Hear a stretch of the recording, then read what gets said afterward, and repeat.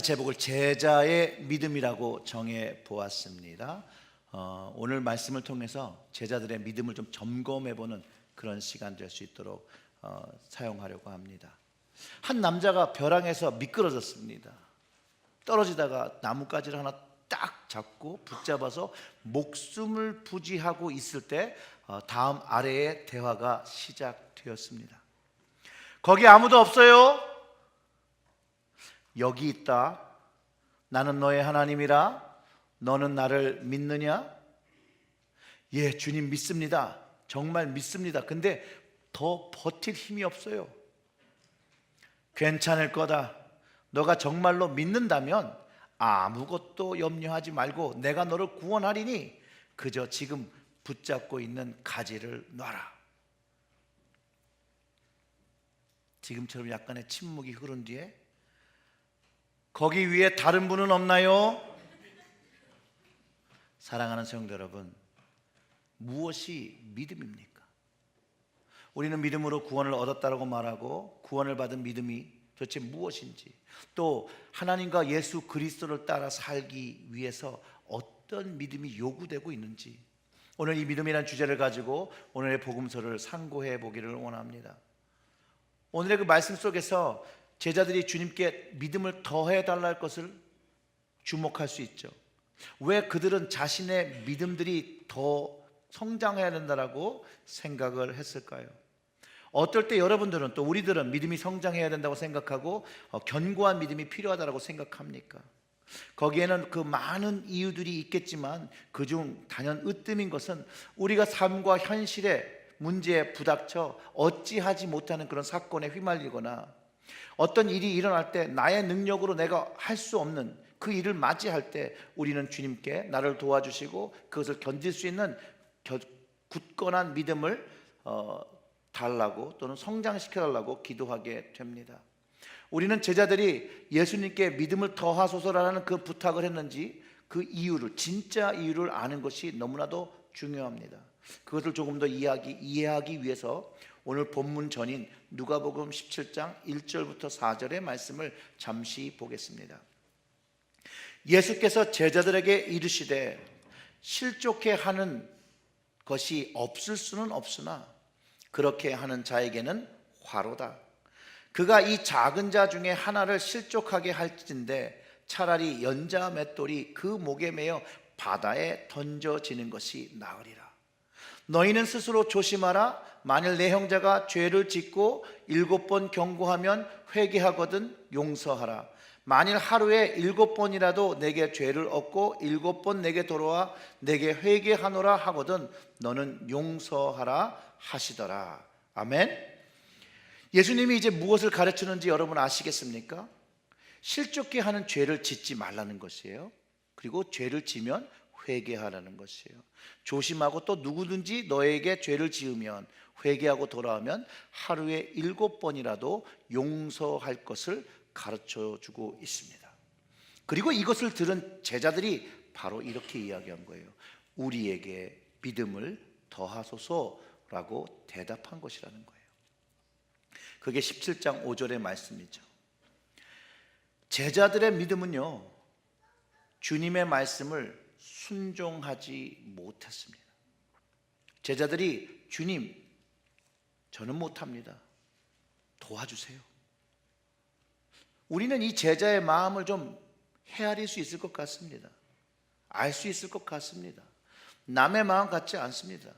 왜냐하면 아시다시피 남을 용서하는 것도 어렵고 또 하기 싫고 또 용서를 구하는 것도, 또 용서를 받는 것도 어렵다라는 것이죠. 예수님께서 지금 나에게 이것을 명하신다라면 우리들은, 또 여러분들은 어떻게 주님께 대답하시겠습니까? 네, 주님, 그렇게 하겠습니다 라고 하시겠습니까? 아니면 주님, 저에게 믿음을 더하여 주세요 라고 응답하시겠습니까? 말씀드린 것처럼 우리의 삶 속에서 용서를 하고 살아간다는 것이 얼마나 어려운 것 우리가 알 수 있습니다. 왜냐하면 우리의 현실에는 많은 것들이 우리를 시험하고 있다는 것이에요. 얼마나 많은 일들이 우리의 믿음과 삶을 흔들려고 호시탐탐 노리고 있는지 모릅니다. 다른 말로 하면 정말로 이 세상의 많은 것들이, 주위의 많은 사람들이 나의 인내심을 테스트하고 있다는 것이죠. 그런데 문제는 오늘 본문 말씀에 예수님께서 제자들과 그 믿음의 자녀들, 우리에게 주님의 혹독한 말씀으로 주님이 말씀하시는 것을 따르라고 하는데요, 용서하라는 것이에요. 먼저 용서하라. 우리 역시 복음의 말씀, 주님의 말씀을 따르기 위해 우리의 믿음이 없음을 보고 믿음이 성장하기를 원합니다. 그런데 문제는 주님은 믿음이 있고 없고의 문제를 오늘 본문 안에서 삼고 있지 않으시다라는 거예요. 외려 오늘 본문에서는 주님은 순종의 문제를 집어내고 계시다라는 거예요. 제자들이 할 수 있고 없고의 문제를 이야기하신 것이 아니라 제자들의 순종의 모습을 이야기하고 계시다라는 거예요. 조지 뮬러라는 고아의 아버지라고 불리는 분이 믿음이 성장하는 것에 대해 이야기를 나눈 게 있습니다. 그분은 18세기 하루에 2,000명의 고아를 먹였어야 하는 책임이 있습니다. 그분은 정부의 보조를 받지 않았습니다. 또한 그 부자도 아니었습니다. 그러나 매일 2,000명의 고아를 먹여왔습니다. 매일매일 그분의 삶의 도전 속에 아이들을 먹이기 위해서 수고했습니다. 그리고 그분은 믿음을 성장시키는 것이 하나님을 기쁘게 하는 것이라고 믿었습니다. 그분은 순종함으로 아이를 먹여왔습니다. 그런 예화가 있죠. 그분의 기도하는 실, 어떻게 이 아이들을 먹였는지 그 방을 문을 열어주니까 그 방석이 하나 있는데 구멍이 이렇게 나여 있는, 그런 얘기 들어보신 적 없으십니까? 그분의 순종함이 기도함으로 나타났다라는 것이죠. 그분이 이렇게 말합니다. 하나님은 자녀들의 믿음을 성장시킬 때 기뻐하신다라고 말하고, 그분은 정확히 내가 말하지만 시련과 어려움과 그리고 실패와 패배가 가장 좋은 신앙의 양식이라고 말했다라는 것이에요.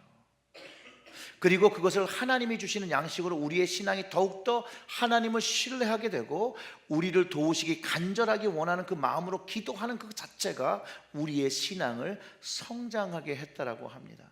즉 조지 뮬러의 삶에서도 순종과 믿음의 관계를 보게 됩니다. 그가 하나님께 순종하여 아이들을 돌보려고 할 때 믿음이 컸기 때문에 2,000명을 돌봤던 것이 아니라 그는 하나님께 순종하여 2,000명을 먹였다는 것을 알 수 있습니다. 여기서 우리는 이 순종의 믿음은 불가능한 것을 가능케 한다는 것이죠.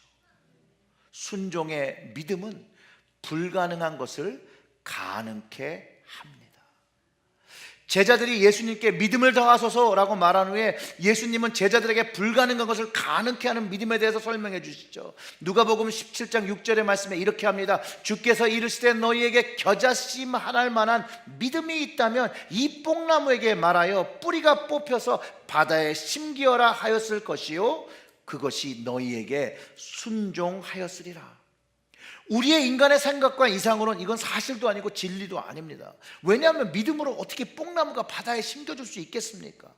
마치 제가 설교 시작에 나눴던 이야기처럼 절벽에서 나무 한 가지 하나를 붙잡고 있는 사람에게 하나님이 진실로 나를 믿으면 아무 걱정하지 말고 내가 구원할 거니까 그저 붙잡고 있는 그 나뭇가지를 놓아라 하는 입장과도 비슷하다는 것이죠.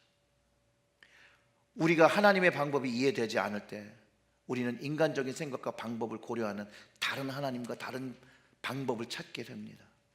마치 그 남자가 하나님 말고 절벽 위에 밧줄을 내려줄 사람을 찾게 되는 것과 같은 이치입니다. 도대체 주님은 우리의 생각으로 이해되지 않는 이 말씀으로 우리에게 깨닫기 원하는 것이 무엇이었을까요? 예수님의 제자들과 제자의 삶을 사는 우리에게 무엇을 가르쳐 주시려고 하고 무엇을 요구하고 계신가요? 적어도 예수님은 우리가 왜곡된 신앙과 그 몽환적인 그냥 꿈꾸는 그런 신앙을 가지길 원치 않으십니다. 그렇기 때문에 예수님은 오늘의 말씀을 통해서 우리의 신앙에 도전을 주시고 계시고 제자들의 그 도전을 주신 게 우리의 도전이 된다는 것이죠. 저 역시도 저의 능력과 그 믿음을 압니다. 나에게도 이 겨자씨만한 믿음이 없어서 뽕나무는 여전히 뽕나무 자리에서 있을 것이고 바다로 옮겨지지 않습니다. 그런데 저의 그런 믿음, 그 한 한 구탱이에 만일 예수님이 이걸 원하신다라는, 하나님이 만약 이것을 원하신다면 그 일이 되어질 것이라는 믿음은 있습니다. 그 믿음이 뿌리가 뽑혀서 하나님의 능력에 의해서 바다에 심겨지는 것이죠. 예수님은 하나님의 아들이십니다. 주님은 이미 사람들의 생각과 이성을 초월하는 기적들을 이미 행하셨습니다. 오늘 본문의 제자들에게 이런 기적을 일으키라고 말씀하지 않으셨습니다. 제자들이 깨닫기 원하시는 것은 그저 용서하라고 하고 순종하라고 하셨다는 것이에요. 예수님이 하신 그 말씀을 다시 보면 그 예수님의 가르침이 명확해집니다. 누가복음 17장 7절부터 10절의 말씀, 너희 중에 누구에게 밭을 갈거나 양을 치거나 하는 종이 있어 밭에서 돌아오면 그더러 곧 와 앉아서 먹으라 할 자가 있느냐? 도리어 그더러 내 먹을 것을 예배하고 띠를 띠고 나의 먹고 마시는 동안에 수종을 들고 너는 그 후에 먹고 마시라 하지 않겠느냐? 주인과 종의 위치가 정확하다는 것이죠. 명한 대로 하였다고 종에게 감사하겠느냐? 이와 같이 너희도 명령 받은 것을 다 행한 후에 이르기를 우리는 무익한 종이라 우리가 하여야 할 일을 한 것뿐이라 할지니라. 아멘. 그럼 우리가 해야 될 일이 뭐예요? 순종이라는 거예요. 주님은 제자인 우리가 그냥 순종하기를 원하십니다. 예수님께서 주께서 이르시되 너에게 겨자씨 하나 할 만한 믿음이 있다라면 이 뽕나무에게 말하여 뿌리가 뽑혀서 바다에 심기어라 하였을 것이요 그것이 너희에게 뭐랬다고요? 순종하였으리라. 그 한 말씀과 누가복음 17장 3절과 4절의 말씀인 너희는 스스로 조심하라. 만일 내 형제가 죄를 짓고 7번 경고하고 회개하거든 용서하라. 만일 하루에 7번이라도 내게 죄를 얻고 7번 내게 돌아와 내게 회개하노라 하거든 너는 용서하라 하시니라. 그것을 말한 것은 순종하기를 바라시며 한 말씀이라는 것이죠. 그런데 제자들은 이 말씀을 들을 때 내가 이거를 할 수 있을까 없을까에만 관심을 두었다라는 것이에요. 제자들이 그 말씀이신 주님께, 예수님께 순종해야 되는 말씀인지는 깨닫지 못했다라는 거예요. 그러기에 제자들이 순종하겠습니다 라고 대답한 것이 아니라 예수님께 믿음을 더하소서라고 말을 하게 된 것이라는 것이죠. 그런데 이 말을 뒤집어 보면 마치 주인이 가서 내 양을 치라 지켜라 시키자 종이 주인에게 나를 강하게 만들어 주시고 내 믿음을 더하여 주시면 제가 그것을 하겠습니다 라고 한 것과 같다라는 것이에요. 회사에서 상사가 그 밑에 있는 사람에게 무엇을 하라고 시켰는데 저는 믿음이 부족하니 저에게 믿음을 더하시면 제가 그 일을 감당할 수 있겠다라고 대답한 것이라는 것이에요. 사랑하는 성도 여러분, 우리의 삶 속에서도 혹시 주님께 이러한 방식으로 대답을 하고 있지는 않은지 우리의 모습을 좀 오늘은 좀 돌아보아야 합니다. 용서뿐만이 아닙니다. 선교에 있어서, 전도에 있어서, 예배에 있어서, 헌신에 있어서, 양육에 있어서, 말씀 선포에 있어서 우리는 정말 주님이 원하시는 그 말씀에 순종하고 있습니까? A.W. 토저는 믿음과 순종은 동면의 앞면과 뒷면 같은 것이라고 말합니다. 즉 믿음과 순종은 하나라는 것이죠. 성경에 믿음이 없으면 순종을 할 수가 없고 순종이 없으면 믿음도 뒤따를 수 없다라고 말합니다. 즉 믿음은 순종입니다. 그러니 예수님이 용서해야 한다 하니 믿음이 없음을 얘기한 것은 순종할 수 없다라고 예수님께 말한 것이라는 것입니다. 즉 오늘 제목을 다른 표현으로 하면 제자들의 순종이라도 만들 수 있습니다. 그러나 이것은 같은 뜻이라는 거예요. 제자들의 순종이라는 말과 제자들의 믿음은 동일한 말입니다. 제자들이 이 믿음을 더하여 주세요 했더니 예수님은 순종해라 이렇게 말씀하신 거예요. 믿음이 자라나길 바라고 성숙하길 희망하시는 모든 분들에게 오늘 그 방법을 가르쳐 드립니다. 주님께 순종하면 믿음이 자랍니다. 순종하는 삶, 그것이 바로 우리의 삶을 주님께 드리고 주님이 내 삶의 주인 되었다라고 고백하는 일입니다.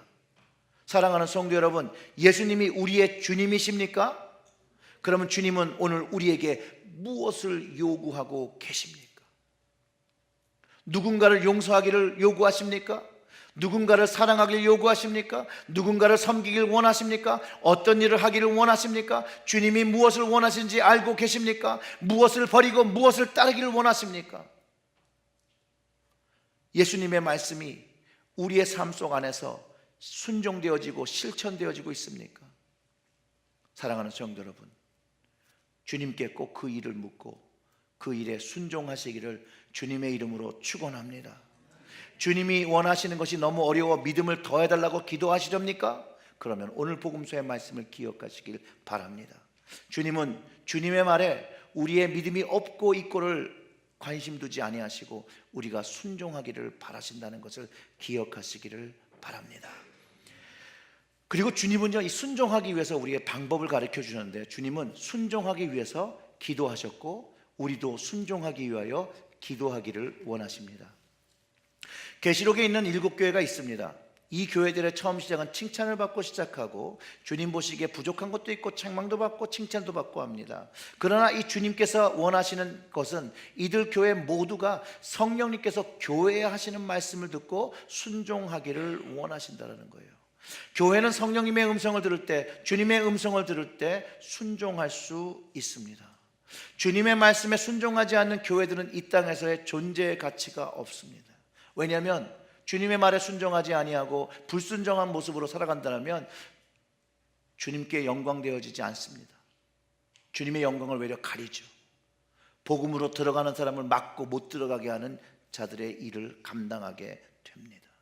그렇기 때문에 주님의 음성을 듣고 순종해야 합니다. 1000년 전에 번성한 교회가 아직까지 성령의 음성을 들으며 그 한자리에 서 있습니까? 계시록의 교회들 아직도 그 문을 열어 복음을 전하고 있다면 얼마나 좋을까요? 빈터로 남아진 곳이 더 많습니다. 우리 교회도 성령의 음성, 주님의 음성을 들어야 합니다. 이번 새벽 부흥회 때 나눈 말씀 중에서 골로새서 4장 2절의 말씀, 기도를 계속하고 기도에 감사함으로 깨어있으라는 그 말씀을 묵상하면서 깨어있으라 하신 그 예수님의 그 겟세마네의 기도를 떠올렸습니다. 예수님이 겟세마네 동산에서 하신 그 기도, 어떤 기도였다고 여러분 기억하십니까? 예수님이 이렇게 기도하셨습니다. 아바 아버지여, 아버지께서는 모든 것이 가능하오니 이 잔은 내게서 옮기시옵소서. 그러나 나의 원대로 마옵시고 아버지 원대로 하옵소서. 바로 하나님 아버지의 뜻을 알고 순종을 하기 위해서 기도하고 계셨다는 거예요. 순종하시기 위해서 주님은 기도하셨어요. 또한 이 기도를 할 때 주님은 혼자가 아니셨습니다. 제자들과 함께 있었습니다. 그리고 예수님이 기도하는 동안 깨어있으라고 이 제자들에게 명하셨습니다. 제자들은 어땠죠? 모두 잠이 들었습니다. 예수님께서는 내 마음이 심히 고민되어 죽게 되었으니 너희들은 깨어있으라 그렇게 말씀하셨는데 제자들은 또 잠이 듭니다. 제자들에게 한시도 깨어있을 수 없느냐라고 말씀하시고 시험에 들지 않게 깨어있으라고 기도하라고 하셨습니다. 근데 또 잠을 잡니다. 그런데 이 제자들의 모습과 우리의 모습 별 다르지 않습니다. 주님께서 제자들과 교회에 명하시는, 우리에게 명하시는 그 말씀은 그때부터 지금까지 변함이 없습니다. 우리는 깨어서 기도해야 합니다. 누가복음을 보면 예수님이 기도하신 그 모습을 설명하고 있는데요, 예수님은 이 순종하기 위해서 전심을 다하여 기도했음을 기록하고 있습니다. 기도할 때 땀이 땅에 떨어지는 것이 핏방울같이 되었다고 합니다. 예수님은 아직도 하늘 위에서 우리를 위하여 기도하고 계십니다. 로마서 8장 34절의 말씀, 다시 살아나신 이는 예수 그리스도 예수이시니 그는 하나님 우편에 계신 자요 우리를 위하여 간구하시는 자라고 기록하고 있습니다. 히브리서 7장 27절의 말씀은 그러므로 자기를 힘입어 하나님께 나아가는 자들을 온전히 구원하실 수 있으니 그가 항상 살아서 저희를 위해 어떻게 해요? 간구하십니다. 주님께서 우리를 위해서, 나를 위해서 기도하신다는 것이죠. 우리를 위해 기도하시고 구원할 다른 영혼들을 위하여 기도하고 계시다는 것이죠. 그리고 우리 역시도 함께, 주님과 함께 기도하기를 요구하신다는 것이에요. 그것이 하나님 아버지의 뜻이라는 것이기 때문에 그렇습니다.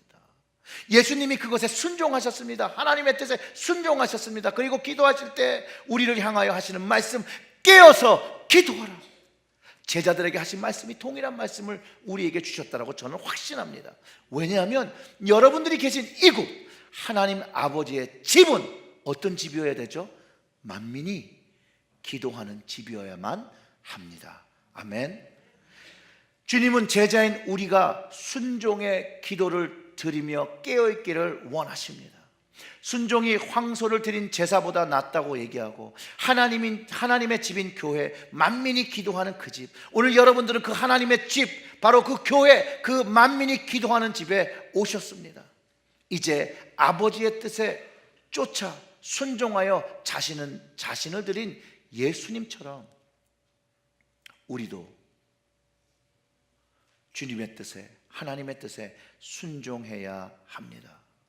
자신을 순종하여 드린 예수님이 모든 이들에게 구원의 문을 여시고 하나님 아버지의 뜻을 많은 사람들에게 전한 것처럼 우리도 주님처럼 기도하고, 주님처럼 용서하고, 주님처럼 말씀 전하고, 주님처럼 그 발을 닦고, 주님처럼 나누어 주어야 합니다. 오늘도 예수님은 제자인 우리들에게 요구하십니다. 주님의 말씀을, 하나님의 말씀을 순종해 줄 것을 요구하십니다. 체릴제일교회 형제 자매 여러분, 예수님은 순종의 믿음을 요구하고 계심을 기억하시기를 주님의 이름으로 축원합니다. 오늘은 성찬주일입니다. 성찬은 주님의 은혜로 가는 문입니다. 그 means of grace라고 그래요. 은혜의 통로라고 이야기합니다.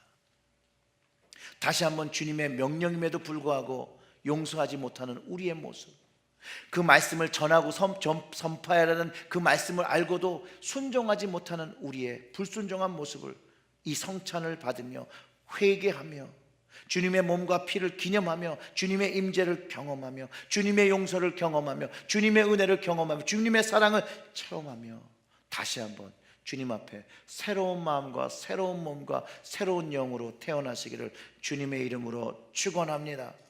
이 성찬을 주님께로, 하나님께로 나아가는 기회로 사용하시고 이것을 통하여 주님을 경험하시고요, 주님께서 우리의 모든 짐, 우리의 모든 수고 주님 앞에 내어놓고 주님으로부터 배우시기를 주님의 이름으로 축원합니다.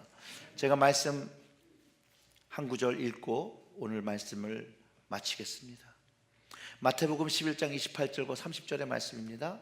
수고하고 무거운 짐진 자들아 다 내게로 오라. 내가 너희를 쉬게 하리라. 나는 마음이 온유하고 겸손하니 나의 멍에를 메고 내게 배우라. 그리하면 너희 마음이 쉼을 얻으리니 이는 내 멍에는 쉽고 내 짐은 가벼움이라 하시니라. 아멘. 기도하겠습니다. 하나님, 오늘도 주님 앞에 나아가기를 소원합니다. 주님의 자녀로 거룩한 백성으로 살기 위하여 수고하고 짐을 지며 살아갈 때 주님 원하시는 그런 모양대로 살아가지 못함을 고백합니다. 주님 앞으로 나아오니 저희들의 영혼육이 쉼을 얻게 하여 주시옵소서. 주님의 마음을 배우게 하시고 주님의 온유함을 배우게 하시고 주님의 겸손함을 배우게 하여 주시옵소서. 그리할 때 오늘 주님 성찬 앞으로 나와서 그 성찬을 받을 때 우리 마음에 있는 모든 죄들이 떠나가게 하시고 용서함 받은 것을 다시 한번 확증하고 새로운 삶이 나에게 주어졌다는 것을 다시 한번 인식하고 이제 주님께 결단하며 헌신하며 주님의 백성으로 주님의 자녀로서 살아갈 수 있도록 주님께서 저희를 인도하여 주시옵소서. 순종의 믿음 회복하여 주시옵고 성령님, 우리의 믿음이 갈대같이 흔들릴 때 붙잡아 주셔서 주님 말씀에만 오직 순종하는 저희들이 되게 하여 주시옵소서. 이 모든 말씀 우리 구주 예수님의 이름으로 기도드렸습니다. 아멘. 오늘 성만찬 예식을 위해서 우리